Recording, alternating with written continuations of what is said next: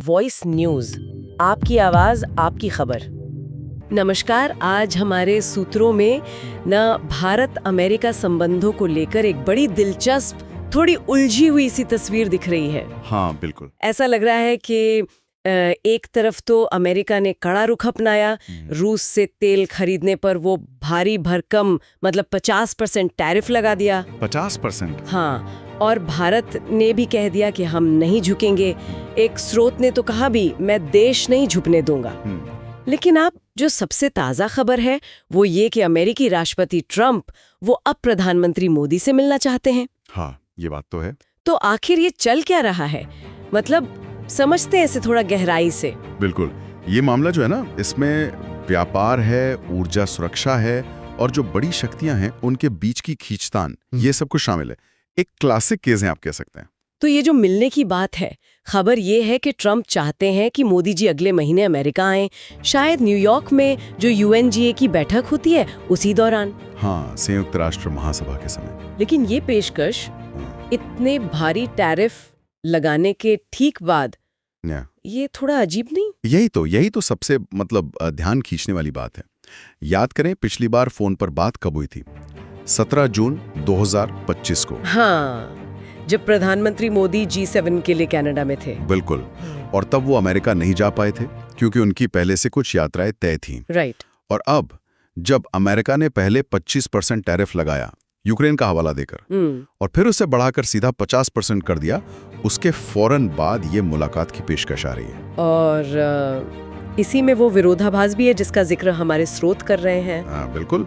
स्रोत साफ कह रहे हैं कि देखिए, चीन तो रूस से कहीं ज्यादा तेल खरीद रहा है। हाँ। और उसको अमेरिका ने अगले 90 दिनों के लिए टैरिफ से छूट दे दी। अच्छा, ये भी है? जी हाँ। और भारत पर इतना भारी 50% का शुल्क।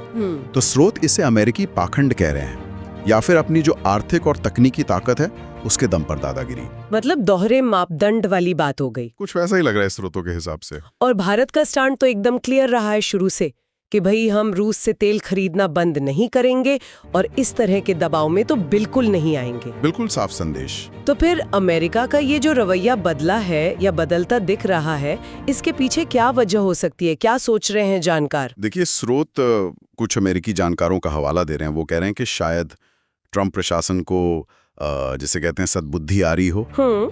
ये एहसास हो रहा हो कि चीन से अगर मुकाबला करना है तो भारत को साथ रखना जरूरी है। भारत एक अहम पार्टनर है। अच्छा। तो शायद वो फिर से भारत की तरफ देख रहे हैं। एक बात ये भी कही जा रही है कि कुछ ताकतें हैं जो भारत इतनी तेजी से आगे बढ़ रहा है उससे शायद खुश नहीं है। तो ये दबाव उसी का नतीजा हो सकता है। ये नरमी एक तरह की रणनीतिक जरूरत भी हो सकती है। बिल्कुल हो सकती है। और इसी दौरान दुनिया में और भी तो कई अहम मुलाकातें हो रही हैं या होने वाली हैं, उनका भी तो इस पर असर पड़ेगा। हाँ, वो भी बहुत जरूरी है। देखिए, अभी 8 अगस्त को ही मोदी जी और पुतिन की फोन पर बात हुई है। फिर खबर है कि 15 अगस्त को अलास्का में ट्रंप और पुतिन मिल सकते हैं। अच्छा, ट्रंप पुतिन मीटिंग भी? जी, प्रस्तावित है। और फिर महीने के आखिर में 31 अगस्त 1 सितंबर को मोदी जी चीन जा रहे हैं SCO समिट के लिए, शंघाई सहयोग संगठन की बैठक। हाँ, तियानजन में। और एक बात और चल रही है कि अगर ये ट्रंप मोदी की मुलाकात होती है और ठीक रहती है तो अक्टूबर में भारत में क्वाड की बैठक होनी है। हाँ, क्वाड यानी भारत, अमेरिका, जापान, ऑस्ट्रेलिया। तो हो सकता है ट्रंप को उसका न्योता भी दे दिया जाए। ये भी एक संभावना जताई जा रही है। तो आप देखिए, कितने सारे तार आपस में जुड़े हुए हैं। सही बात है। तो ये पूरी स्थिति यही दिखाती है कि अंतर्राष्ट्रीय संबंध कितने फ्लूइड होते हैं। कभी भी कुछ भी बदल सकता है। राष्ट्रीय हित हैं, फिर रूस और चीन जैसे बड़े खिलाड़ी हैं, व्यापार के मुद्दे हैं। हाँ, सब मिलकर समीकरण बदलते रहते हैं। बिल्कुल। तो कुल मिलाकर अगर हम स्रोतों को देखें तो तस्वीर तो काफी उलझी हुई है। एक तरफ इतना तनाव, टैरिफ, और दूसरी तरफ से बातचीत का न्योता। इसे कैसे समझें? सही कहा आपने। यही विरोधाभास तो इस पूरी कहानी का मर्म है। भारत अपनी जगह पर अड़ा हुआ है, अपनी रणनीतिक स्वायत्तता बनाए रखना चाहता है, और अमेरिका शायद अपने हितों और जो दुनिया भर के दबाव हैं उनके बीच एक बैलेंस बनाने की कोशिश कर रहा है। तो सोचने वाली बात ये रह जाती है। हाँ, और हमारे सुनने वालों के लिए भी ये सवाल अहम है कि अमेरिका का ये जो बदला हुआ रुख दिख रहा है, क्या ये वाकई कोई लंबा चलने वाला बदलाव है उनकी भारत नीति में, या ये सिर्फ अभी की जो भू राजनीतिक और आर्थिक मजबूरियां हैं उनके चलते एक छोटी सी टैक्टिकल चाल हो? ये बड़ा सवाल है। इसका जवाब तो शायद आगे आने वाला वक्त ही देगा। देखना होगा कि ऊंट किस करवट बैठता है।